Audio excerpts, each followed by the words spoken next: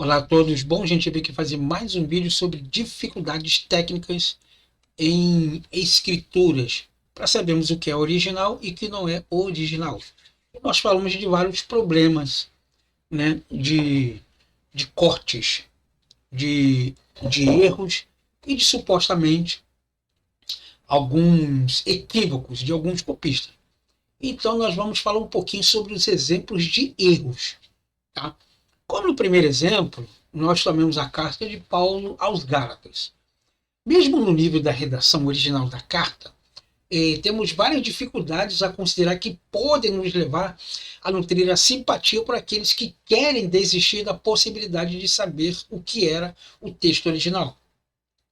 A Galácia não era apenas uma cidadezinha como a única igreja, era uma região da Ásia Menor, que hoje é a atual Turquia, onde Paulo estabelecera igrejas. E quando ele escreve aos Gálatas, está escrevendo a uma igreja ou a todas elas? Visto que ele não menciona explicitamente determinada cidade. Presuma-se que esteja enviando a carta a todas elas. Bom, isso significa que ele fez várias cópias da mesma carta ou que pretendia que uma única carta circulasse por todas as igrejas da região? Bom, infelizmente, nós não sabemos. Suponhamos então que ele tenha feito cópias múltiplas. Como ele teria feito? Só para começar, parece que essa carta, como outras de Paulo, não foi escrita de próprio punho, mas ditada a um amanuense, que era um escriba. A prova disso vem do fim da carta, onde Paulo acrescenta um pós-escrito de próprio punho, para que os destinatários pudessem saber que ele era o responsável pela carta. Uma técnica comum em cartas ditadas na antiguidade. Vejam por essas letras grandes que eu vos escrevo a vocês de próprio punho. Isso está em Gálatas capítulo 6, verso de número 1. Ora, se analisarmos se que cada capítulo era uma carta que Paulo escreveu, então podemos supor que até o capítulo 5 foi alguém que escreveu e agora realmente Paulo está descrevendo todo o seu texto? Porque não existe uma carta com 6 capítulos. São várias e várias folhas. E nós temos que entender que Paulo vivia sempre sendo perseguido e preso. Então ele não tinha tempo, e na cadeia não tinha papel e caneta, vamos dizer assim, no linguajar mais claro, para ele ficar escrevendo.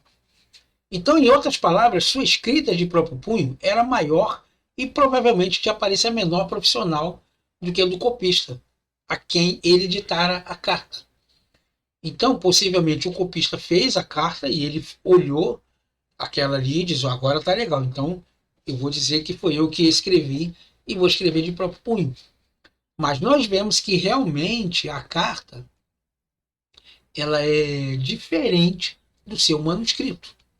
Então, assim sendo, ele ditou a carta, ou Paulo teria ditado palavra por palavra, ou ele teria exposto os pontos básicos e permitido ao copista preencher o resto. Ambos os métodos eram comuns usados com aqueles que escreviam cartas na antiguidade. E se o copista preenchia o restante, como podemos ter certeza de que o fazia exatamente como Paulo queria? Se não temos realmente as palavras de Paulo, ou serão elas palavras de um copista desconhecido? Mas suponhamos que Paulo ditasse a carta palavra por palavra. É possível que em algumas passagens o copista tenha escrito palavras erradas. As coisas mais estranhas podem ter acontecido. Se foi assim que ele deu, então o autógrafo da carta, isto é, o original, já teria um erro em si, de modo que todas as cópias subsequentes não seriam cópias da palavra de Paulo, nos lugares onde o seu copista cometer aqueles erros. Suponhamos, contudo, que o copista tenha captado as palavras de modo 100% correto. Se múltiplas cópias da carta foram feitas, podemos estar seguros de que todas as cópias também são 100% corretas.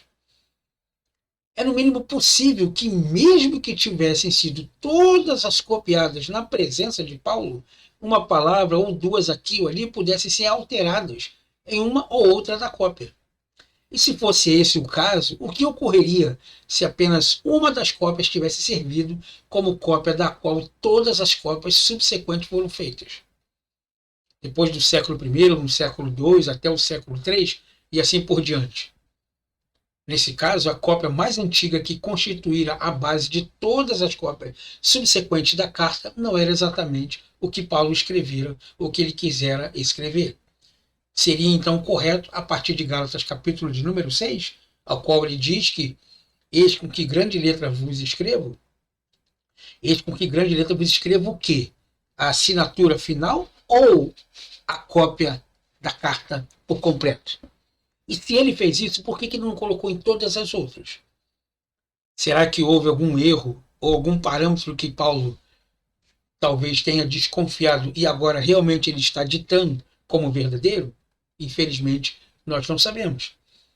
Uma vez que há uma circulação, ou seja, uma vez chegada ao seu destino em uma das cidades da Galácia, claro que a cópia é copiada e erros podem ocorrer, porque Paulo não está presente lá.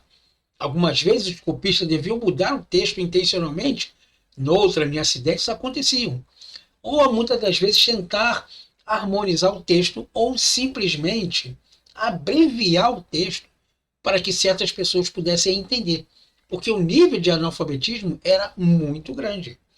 Aqueles que sabiam ler e escrever na época de Paulo eram o mínimo do mínimo do mínimo do mínimo. Então, algumas vezes, essas cópias com erros eram copiadas. E cópias das cópias com erros eram feitas, e assim por diante, a perder de vista. Em algum ponto, em meio a tudo isso, a cópia original, ou cada uma das cópias originais, acabava perdida, desgastada ou destruída. E a partir de determinado ponto, já não é mais possível comparar uma cópia com o original para se assegurar-se de que ela é a correta. E mesmo que alguém tenha a brilhante ideia de fazê-lo e tentar corrigir. Portanto, o que sobrevive hoje não é a cópia original da carta e nenhuma das primeiras cópias que o próprio Paulo fez, nem ainda alguma das cópias produzidas em alguma das cidades da Galácia, a qual a carta foi enviada, e nem mesmo uma dessas cópias. A primeira cópia razoavelmente completa que nós temos de Gálatas, o manuscrito é fragmentado, isto é, tem um certo número de partes incompletas, é o papiro chamado P46.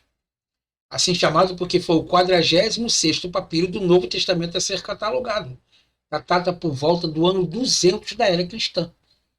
Isto é, aproximadamente 150 anos depois de Paulo ter escrito a sua carta.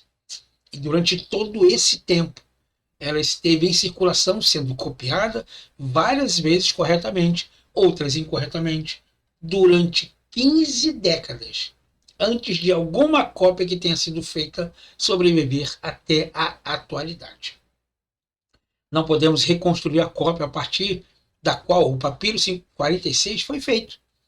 Tratava-se de uma cópia precisa? É um caso positivo? Qual o seu grau de precisão? Ela certamente teria erro de algum tipo, assim como teria a cópia de que fora copiada, e a cópia da qual essa cópia foi copiada, e assim por diante. Enfim, é um negócio complicado de falar de texto original de Gálatas, porque simplesmente não temos. O máximo que podemos fazer é remontar a um estágio primitivo de sua transmissão, simplesmente esperando que aquilo que conseguimos refazer das cópias feitas nesse estágio, baseado nas cópias que sobreviveram em número crescente de medida que avançamos para a Idade Média.